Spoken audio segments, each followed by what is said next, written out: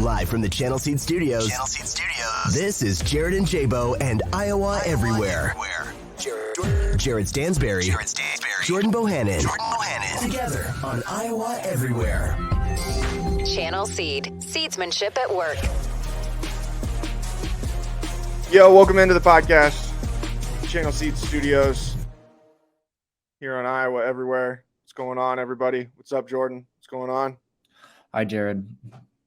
How are you doing today? I'm great. Got my cold brew in me. I am having a hell of a day.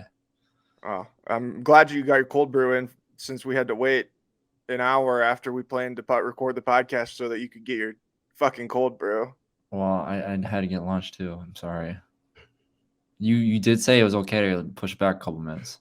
Yeah, a couple minutes, 20. Yeah. 20 turned into 50. I said like 20. I didn't say 20 minutes on the dot. It was around 20. And my computer died. Yeah. See, Can we talk about how long it takes a computer to turn back on after it dies? Unbelievable. Imagine what one of your teachers would have said to you in school. It's like you showed up, you said, you don't got a pencil sharpened, you don't got a notebook, you don't got any stuff that you need to go to school. Like, what are you even doing? Are you prepared? You know? You should have seen me when I went to class in college, dude. I didn't bring anything. I was just going to say, you're the guy who showed up in college that just sat there with his hoodie on and just sat in the back while somebody else took notes for him because you didn't ever bring a notebook paper. Or you'd tap somebody on the shoulder, hey, can I borrow a piece of paper? I was always really respectful of the professors and teachers, but I didn't bring no papers, no pencils. I had a backpack. I would carry a backpack around, Jared, with my laptop, and 95% of the time it was dead, so I couldn't even use it to take notes on. So I would be like making deals with people around me. Can you give me a paper pencil? Like, give you $1, give you $2 here. Let me see what you guys got over there. Can I trade you a piece of gum for one piece of paper? Yeah, dude, chewing gum. Why did that become such a thing? Like in middle school and high school, people were like obsessed with having bubble gum while they're in school. There's nothing more valuable. There's no more valuable commodity at a high school than a pack of gum. When anyone ripped open a new package of gum, everyone just turned their heads right to that kid. He was being sworn by the whole school. It's like a record scratch. Just everybody's looking. Unbelievable. Yeah.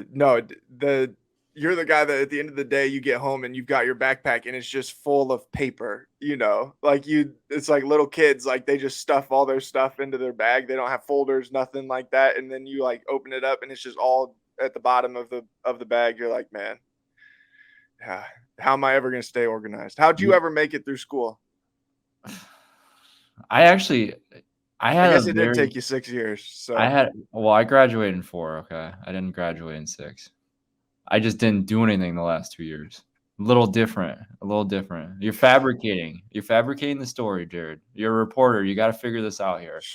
I might have stretched the truth. I don't think I fabricated anything. It was a little fabrication, but you should have seen some of my notebooks I had in college, dude. I remember I was in a microeconomics class. I was in a like info systems and like an environmental class. Like I was taking a gen ed environmental class. I kid you not. I was like, I worked hard, but I was super lazy. Like it was like a really bad intertwine of those two characteristics as a student. And I had a notebook that had the first page was microeconomics. Second page was like environmental notes. Third page was back to microeconomics from the discussion. When I had to study for tests, Jared, if someone had a recorder on filming my studying sessions, you guys would have been laughing, like tears rolling down your face, because I am fumbling through these papers, Jared, trying to find, what did she talk about on January 3rd? I don't remember. And I had to fumble back. I didn't date anything either. Didn't date a single thing. Just random. Yeah, I mean, at least you took notes at all. I would not even done that. Well, that was only like sophomore year. Sophomore year was my threshold. After that. Yeah, I was the kid who showed up to school or showed up to class, would sit down, see if we had a participation exercise, and then strongly consider getting up and leaving and saying, okay, I'll figure it out on the test later. Dude, I had I can't believe I'm sharing this one. Shout out to journalism school. But I had you're gonna die at this story. I don't know why I'm even sharing this, but I had a class. It was physics of everyday life, and there was this lecture I think it was twice a week. I went. They didn't take attendance. I don't think. Not that I remember. I only went 3 times that entire semester. I went for the midterm, the first midterm, the second midterm, and the final. That was the only 3 times I ever showed up to that class, and I passed it with a B minus. Yeah, I took a history of Iowa class that was kind of like that, where it was 4 grades, it was 2 papers and 2 tests. I showed up for the 2 tests and I showed up to hand in my 2 papers. I remember I got a B on one paper, an A on another, a B on one test, and an A on another. And then on my final, the professor wrote, "You only came to class 4 times, so I can't give you an A in good conscience." Gave me a C. I was like, "Hey, all right, These get whatever, cool." degrees. Yeah, I was like, "Hey, what? I passed. That's all that matters to me, I guess." But it was funny because he said it the first day. He's like, "Yeah, there's no participation for attendance," and then he knocked me for not coming to class. Well, the Yeah. second I heard there's no participation for attendance, I was like, "Well, I'm not coming ever again, Those are the best classes, though. I had a guess what my best grade was in college, what class it was? man." Oh, What do you think? jeez. It was probably something really hard because you actually had to work on it. What It was was it? business calculus. I got an A plus I got a 98% in business calculus I was gonna of say, all classes I ever took. yeah, I figured it was gonna be something like that, that you actually had to try hard to be able to pass. I would That have was not been able to get an A plus in business calculus, I can tell you no. that much. Well, I mean, I took business stats like 3 times. I took intro to financial accounting twice. Those I'd were the take worst. 3 different meteorology classes. Uh, the first one that I took was meteorology for agronomy majors at Iowa State, and it Mm. was one of the hardest classes I ever had to take. It was like, about rain patterns and all this kind of stuff, and it was way over my head. It was bad deal. Those talk Bad deal. about professions don't be held accountable. Referees and meteorologists. What's going on here? Unbelievable. Referees and meteorologists. No, they go hand in hand, do they not? They do. They do. They make a lot of wrong calls. They every once in a while they'll make a good one, and people will give them their flowers. But other than that, it's just telling people how they're wrong all the time. Yeah. Yeah, it's as a golfer, I try to golf every day, and I see the weather prediction saying it's gonna rain, just ruins my day. They're not held accountable. All right, we got a couple stories to talk about here on today's podcast. Now that we're almost 10 minutes into it, the NCAA football game, they've reached a deal with the company to allow players to be able to opt in to participation and have their name, image, and likeness represented in the game. And then the Swarm Collective announced yesterday the Swarm Golden Ale, which will have 20% of its revenue with Exile Brewing Company, will go towards the Swarm Collective and Iowa student athletes. Let's start with the EA Sports story. This came out earlier today that EA Sports had struck a deal with One Team Partners to compensate athletes for their likenesses in the games. Players will be able to opt into the program, and if they don't opt in, then their likeness will be replaced by a generic player. Details of how players will receive payment, what kind of structure of payment there will be, have not been finalized. But the general consensus of what I've been able to figure out is that it will be a somewhat even distribution of funds to everybody. Probably put it into a pool, and everybody will get basically the same amount of money. What do you think of the decision, or now I guess what has long been thought to be in the works, finally being a done deal? Yeah, obviously with the Ed O'Bannon case against the NCAA a few years back, this has been kind of a controversy with players playing, or I guess players' likeness being used for commercial purposes. I have a little insights for this because I actually one of my part-time jobs working with the NCPA, with National College Players Association. I'm still on payroll with them too. But last year we actually met with the EA Sports, and we talked about how there can be a way that players can can exist in these games and still have compensation for it, because ultimately that was the issue, right? When the Ed O'Bannon case came out, like he was suing because they're using these players, obviously not using their names, but they look just like them, and people are buying the games, using them for commercial purposes, and making millions of dollars of it from every year from these players. So I think the main thing when we had that discussion a year ago, and they're just starting to talk to universities about getting their uses for their licenses, for their logos and all that for on their schools.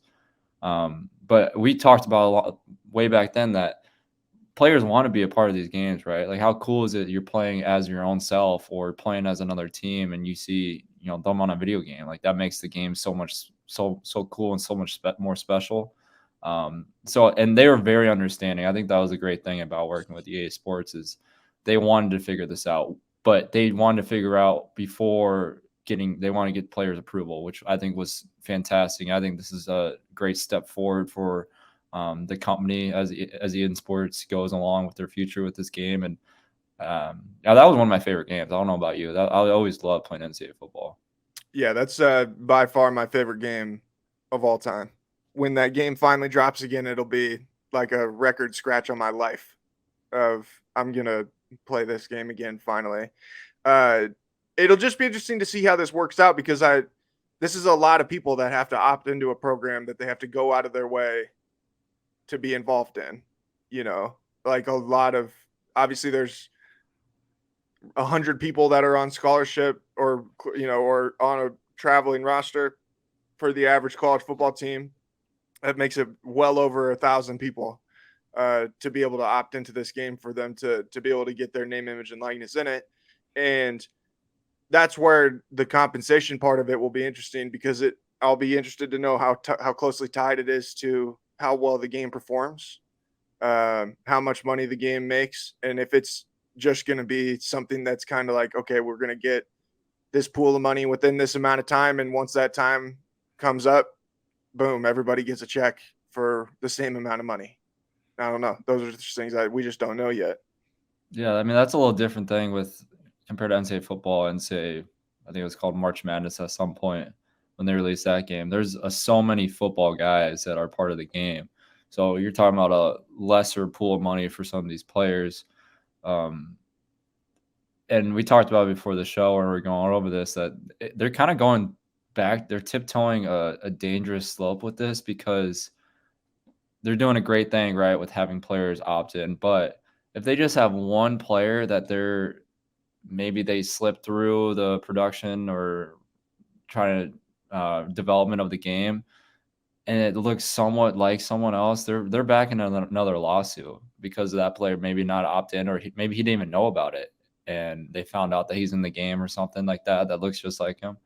Now, granted, it's a little different for NCAA football because you have helmets on and stuff like that, but it didn't take a lot for Ed O'Bannon that was a $42.2 million lawsuit that was settled with EA Sports and NCAA.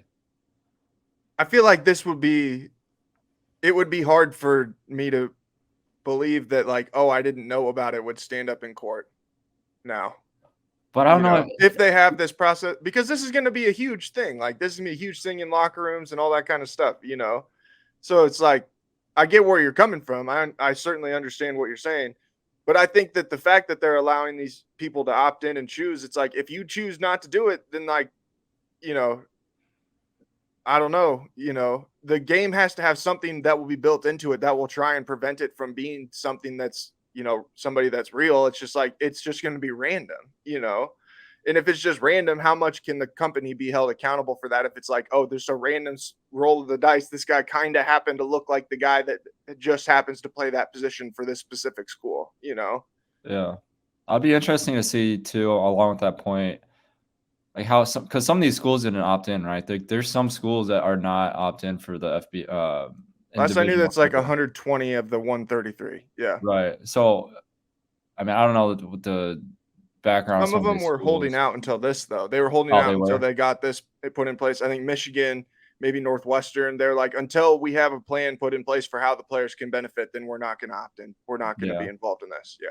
That makes sense. The expectation was that they would be involved in the game. Yeah. And from a university standpoint, they'd be stupid not to, because it's pretty much free publicity for their school. Like, you think about a little kid playing with, a Michigan football team. Like, I might be digging deep into it, but I mean, shit, that might be a potential recruit right there, like going to your school, whether it's a normal student or an athlete. You know what I'm saying? Like, that right there is huge for a university standpoint. It's just the same thing like when you have a big time run with the NCAA team in March Madness, right? In a Final Four, like think how much Florida Atlantic probably made from their university just having that run this past year. Like, it's Well, ridiculous. think how many schools you're exposed to just because of playing those games. Right.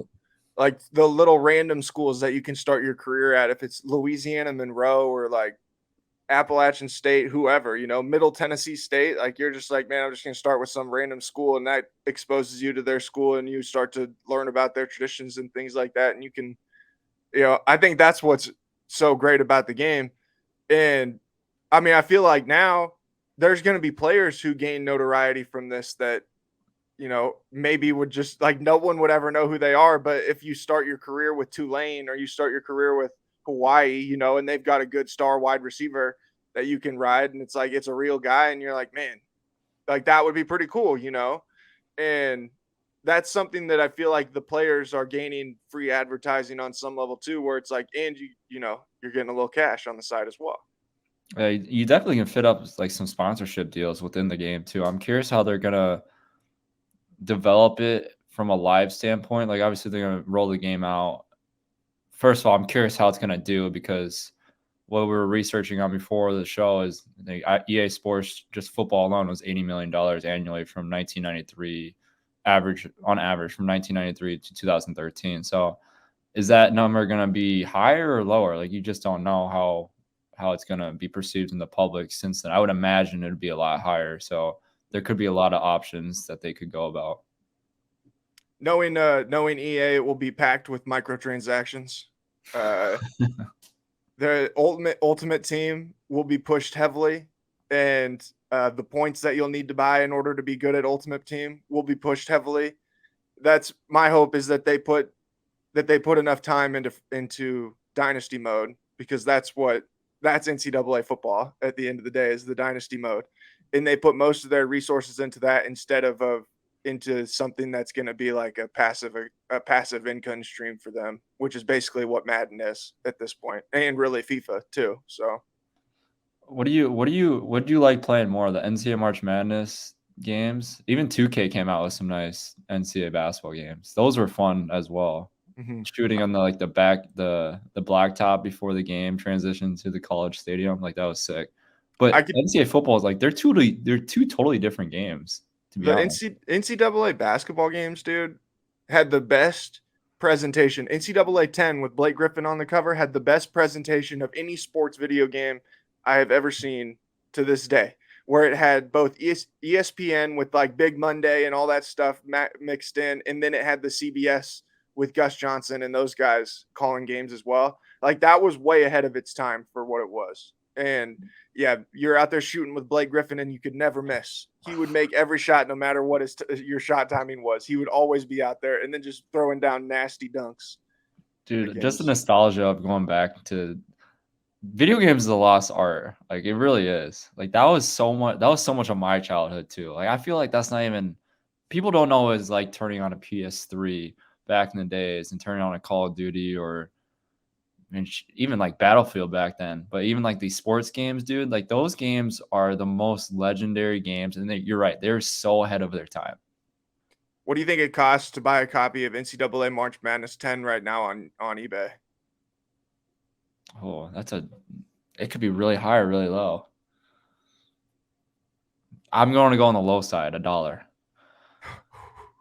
It's so high. It's really high, isn't it? Man, there's somebody on here selling the case for $30. Oh, see, I don't know. You could have even went either way on that one, though. Yeah, the one that I'm seeing right here is 90. If you're getting it less than $100, you should probably be pretty happy. Yeah. Those games were so much fun.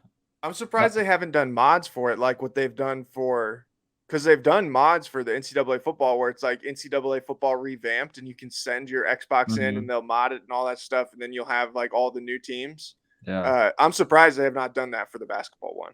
Yeah. I remember playing with my brother, my oldest brother Jason in Wisconsin on for NCAA basketball. I was just pulling up with just random guys on their team, like walk-ons on their team. They'd come in, and that was the best.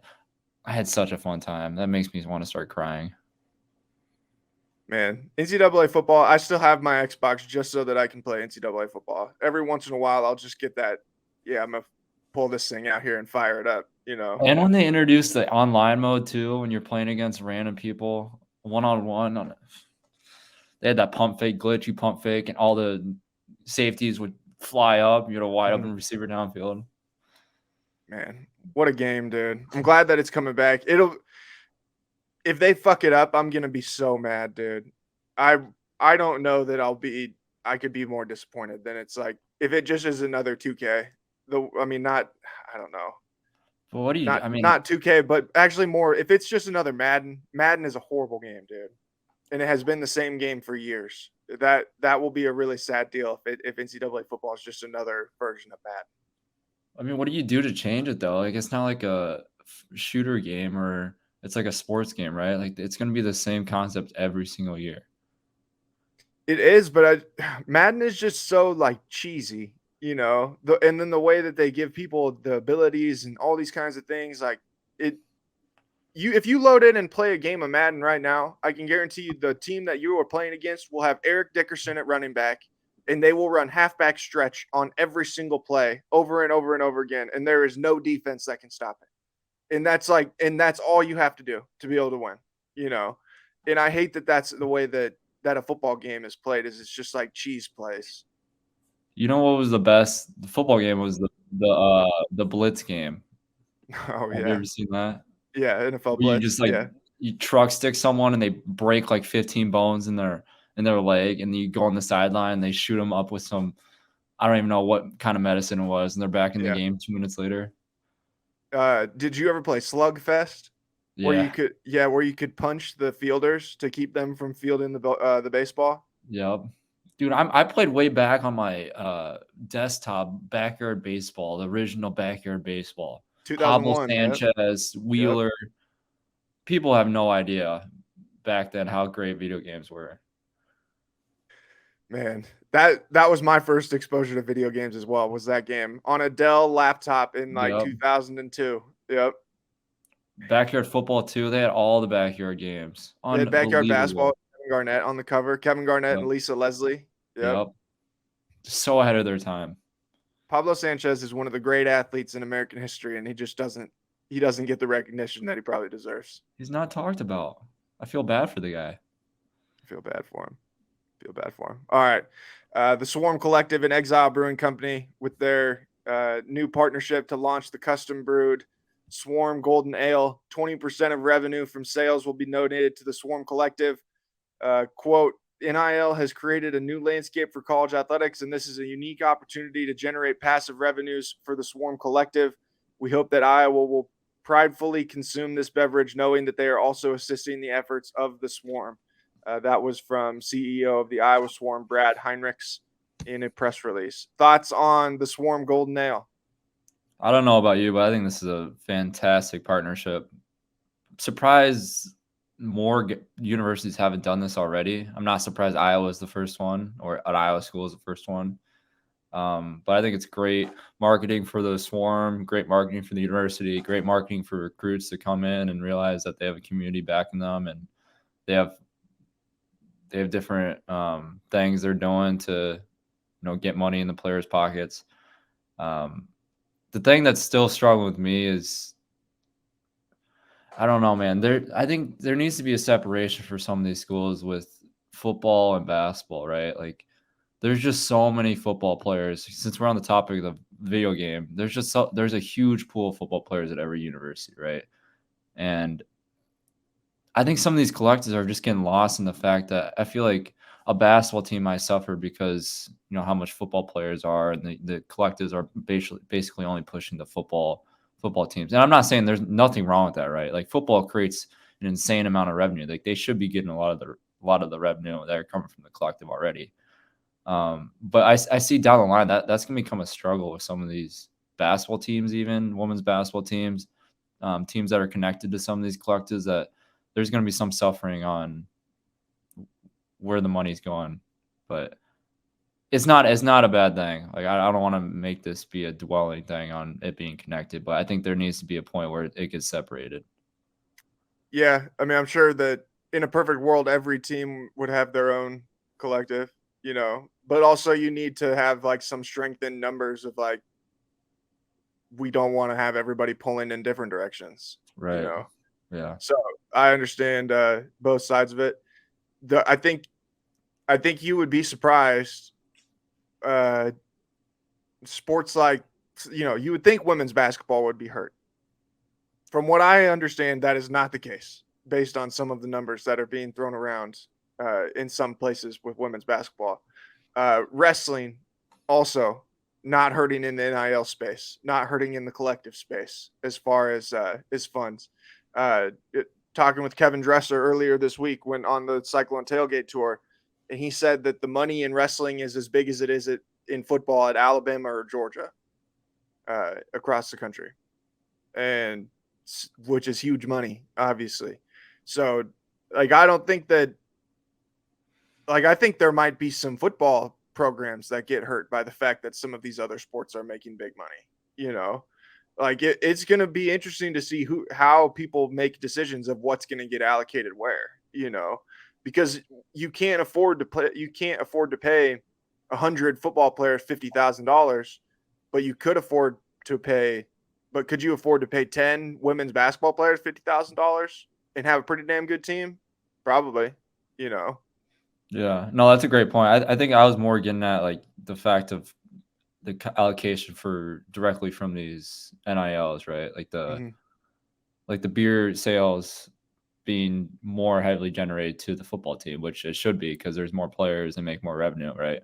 I think that's gonna be a key thing. You're right on how everything's gonna be allocated in the next few years based off NIL collectives, based off people giving donations to an NIL collective that's going heavily for a football team or a basketball team. But dude, it's a crazy environment. I think that's what's making it so fun right now is because these little marketing schemes like this beer sales, like this stuff is great. Like it's going to help the athletes. It's going to help the universities. I mean, how smart is it by not only the NIL collective but Exile Brewing on wanting to do this partnership? Like this is just going to take their sales through the roof for their company. Like this is so smart for them.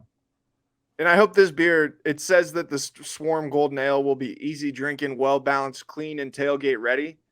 I'm glad that we have the emphasis on clean. First things first.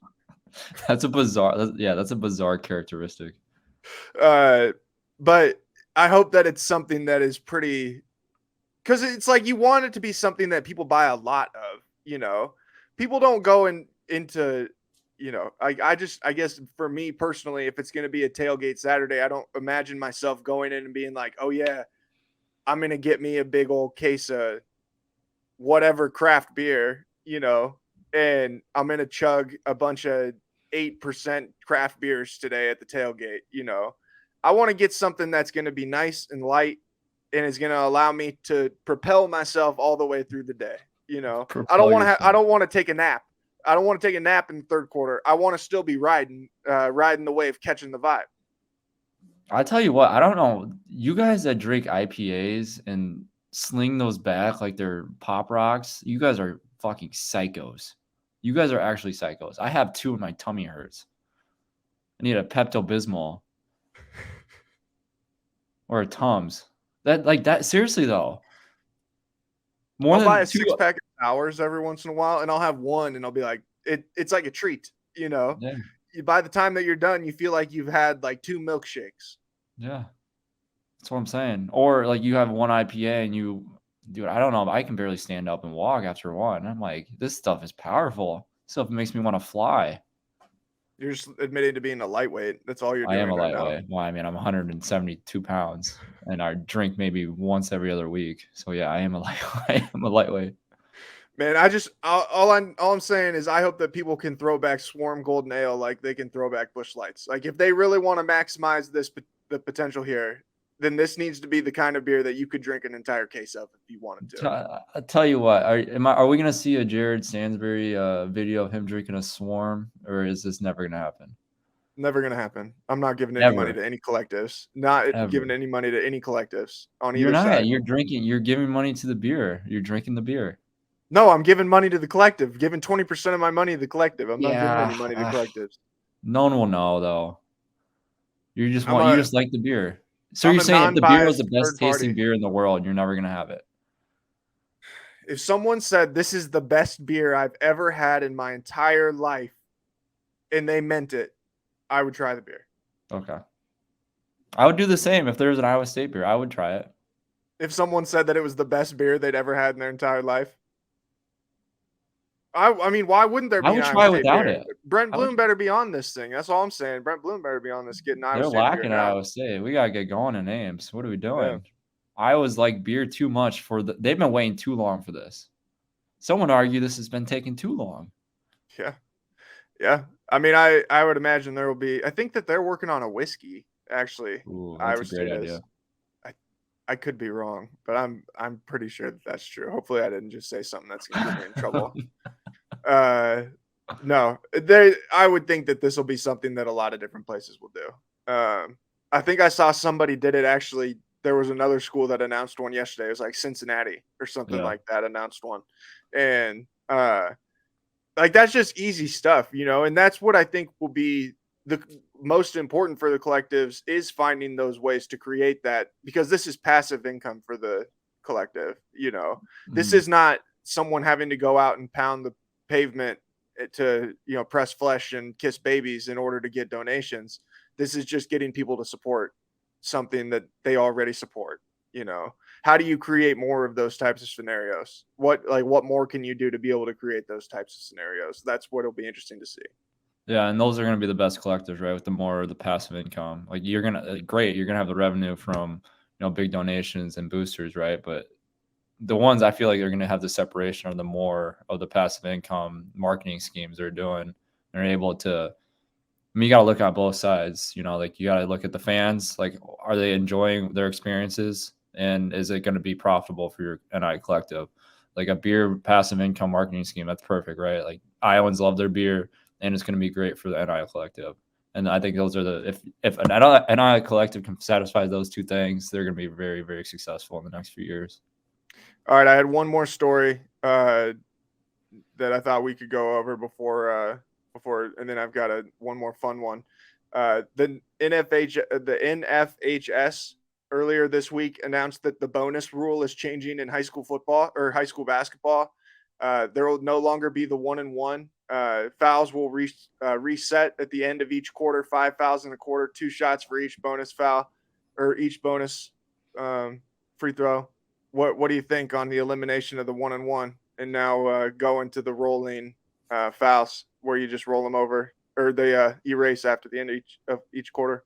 Well, it's smart because that's exactly what they do in college, correct? So I think no, that's what they do in women's college, but not in men's college. No. Wait, I thought this was only for women's basketball. No, it's for boys and girls. Oh, it's for boys and girls? Yeah. You see, I don't like that. You're not adapting the game. I thought when I read this article, I saw this earlier in the day. I thought it was just strictly for girls into women's basketball. If it's for both sports, like what are we doing? Yeah, what I'm reading says it is just for high school basketball in general. That's bizarre. Well, but here, let me ask you this. Now that we've done this, who's the one that's fighting, who's going against the grain? Because everybody else here has become uniform in the way that they do this, besides men's college basketball. Men's college basketball is the only one that does it different now.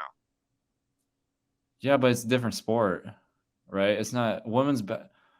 I feel like they have to make women's basketball, not saying this in a bad way, but in a way that fits the sport perfect, right? And but the NBA does this.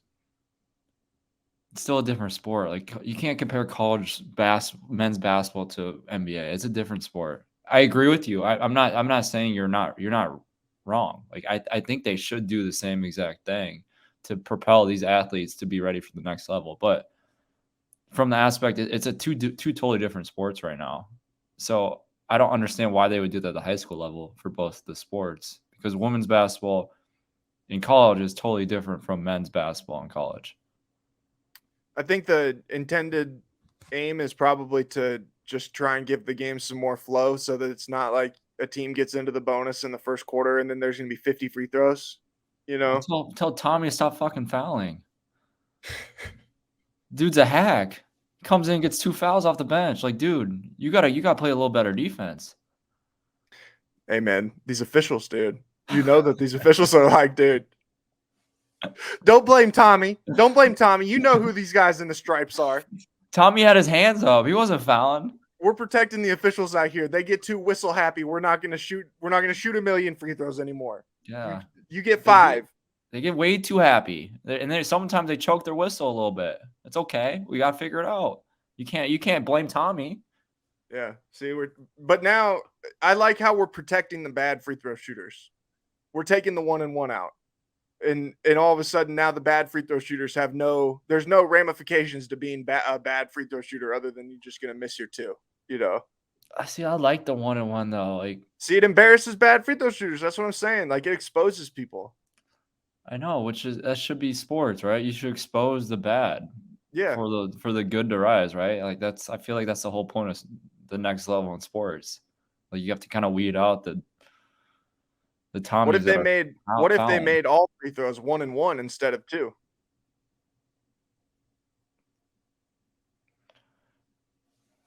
I wouldn't mind that, but I mean, what do you do when you get fouled on a 3?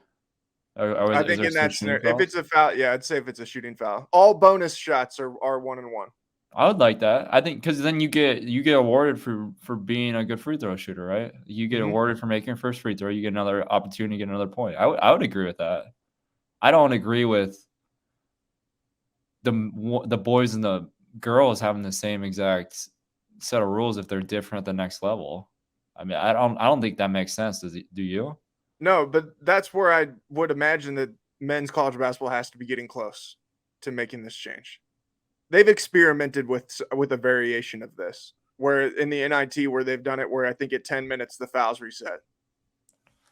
Yeah, I don't know. I would like it to be like the NBA. I don't want to say I don't, but right now I feel like they're so far from the NBA.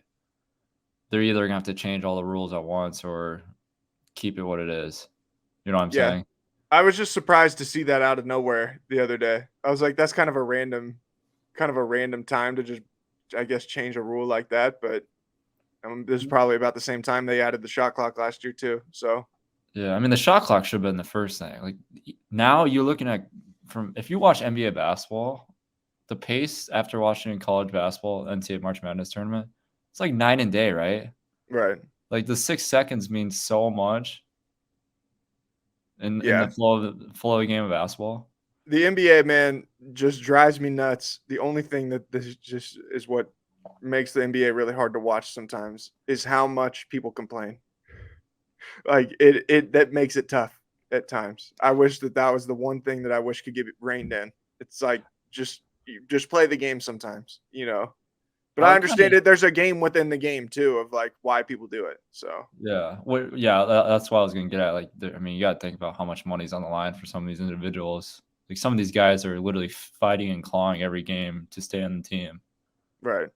So, I mean, you're gonna do everything you can to try to see. That was one thing that changed my mind after playing in the G League and playing with some of these NBA players that have been up there and we're going up there half and half, and how much they complain. They have so much on the line. Like, if they truly believe they weren't fouled or something was called wrong, you better believe your ass they're going to be on the official because, I mean, shit, that's their whole livelihood right there. And the refs are fucking with it. Oh, for sure. It's just as funny. Like Draymond Green is not fighting for his life. Right. You know? Yeah, that's a little like different. LeBron James isn't fighting for his basketball life, you know? So it's like, those are the kinds of guys that I'm talking about and I'm a Draymond or not a Draymond. I'm a LeBron fan. So I'm not going to sit here and like knock LeBron all day, but man, there are some moments where LeBron certainly milks it, you know? And you're just like, hey man, right. just get back and play defense, dude. Like just do your thing. It's so crazy to me too, because I want to appreciate his greatness so much. And when he does stuff like that, Jared, it ruins like me wanting to watch him. It really does. I don't know. I don't know if that's the feeling with some. I know some of my friends feel the same exact way, but he is such a great basketball player. You don't need to be like that. This is how I feel about Joel Embiid and falling down. He falls down all the time. And Anthony Davis. yeah, Anthony Davis is the same thing. I just want to be like, stay on your feet, bro. Yeah. Like, why are you on the floor all the time? You know where you're a worse basketball player? When you're laying on the floor. Yeah. You're an awesome basketball player when you're standing up. Like, just stay on your feet and keep playing basketball. But that's just what makes the league really hard to watch sometimes. And Yeah. those guys are so good at tricking the refs too into calling things that sometimes you're just like, man, that's just bogus, But it's just that's what the they NBA is do just a though. different game. Yeah. Yeah. Because I think that's why they complain so much too, because they know they'll get a call back for them in a couple plays. Oh yeah, yeah. And the NBA refs know it too. They're like, yeah, I missed it. I'll make it up for you. Yeah. Like it's just Doesn't happen in college basketball. No. If they suck in college basketball, they're just gonna suck. There's no intention behind it. It's just they just stink. Well, the probability is in the favor of the refs sucking rather than not sucking. So Probably you gotta be when you step foot on the college basketball floor, you gotta prepare for the refs to suck. All right, NBA is a little different. All right, I got one fun story for you. Colorado man, this comes from the Associated Press. Colorado man tries to trade places with dog to avoid DUI arrest. This happened in Springfield, Colorado. A driver who was pulled over for speeding tried to switch places with his dog to avoid arrest, police in Colorado said. An officer watched him maneuvering inside the car before he got out on the passenger side on Saturday night in Springfield, the town of about 1,300 people in the state's eastern plains. The man said he was not behind the wheel and clearly showed signs of being drunk, police said. He ran from the officer when asked about how much he had to drink and was caught within about 20 yards. After being taken to the hospital to be checked out, the man was arrested. Thoughts on trying to avoid the DUI arrest by switching spots with your dog? My thoughts are, what happened to the dog while the owner is running 20 yards away from the police? Did the dog stay there? Just sitting there watching. He's just watching his owner get arrested. That's a hell of a dog taking a misdemeanor charge away from or trying to from their owner. He'll be the fall guy. Yeah, dogs are the best, dude. Yeah, dogs. That's man's best friend right there. He said, "Hey, I don't got one yet. I got you, bro. I got you." Give you a lick on the cheek and switch seats with you. Oh man, people are so fucking stupid, dude. People are so stupid. Like, what do you think if you're the cop? You walk up and you're like, "What the fuck is going on right now? Why is there a dog in the front seat?" I think that's the point of the cop's like career in life. That he's like, "What am I doing? I'm watching a dog drive a car right now," and then the owner's running away. How dumb do these people think that we are? Yeah. Oh man, people never cease to amaze us with how stupid they are. All right, man. You got anything else that you want to throw out there before we sign off? Shout out to everyone that is still watching our dime video. How idiotic and crazy is that? I have continuing notifications. We have almost 22,000 people that have viewed our dime story. Just randomly that one too. It's only that one. At this point, I don't know what this podcast is anymore. I don't know either. We probably haven't gotten a single person to listen to the podcast from watching that video either. No. But I did see they've watched like that video has the watch time on it's like 80 hours. People have spent 80 hours watching that fucking video. I'll wake up. I had 15 notifications from that video alone this morning. It's going to get over 1,000. It's going to. It's at 800 likes already. Like you guys are, whoever our audience is on Instagram. I don't know. They might be 7-year-olds, but. Yeah, I do think a lot of them are actually maybe 7-year-olds. I was kind of keeping an eye on. I was just kind of looking at what our demographics were, and I was like, "Ooh, yeah, there's a lot of kids here." And then it's tough. I didn't realize that was our demographic, but what fucking Chuck E. Cheese for a demographic. Oh man! All right, everybody. We'll talk to you guys again next week. Peace.